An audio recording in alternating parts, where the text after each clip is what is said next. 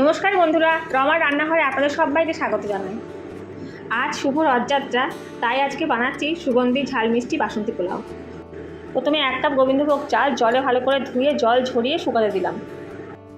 8 ঘন্টা পর চাল শুকিয়ে ঝরঝর হয়ে গেলে তাতে 2 চামচ ঘি গরম করে দিয়ে দিলাম। ঘি গরম করে দিলে ঘিয়ের একটা ভালো সেন্ট আসে।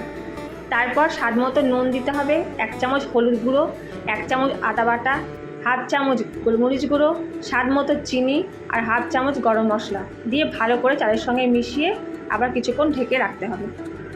ততক্ষণ সসপ্যানে জল গরম করে নেব। তারপর গ্যাসের ডেচকিতে 3 চামচ ঘি গরম করে 2 তেজপাতা, 1 টুকরো দারচিনি, 2 ফাটানো এলাচ, 2 লবঙ্গ দিয়ে একটু নেড়ে চেড়ে পরিমাণ মতো কাজু কিশমিশ দিয়ে একটু নুন দিয়ে 4-5টা কাঁচা লঙ্কা দিয়ে নাড়তে হবে। নেড়ে চালগুলোকে দিয়ে দিতে হবে।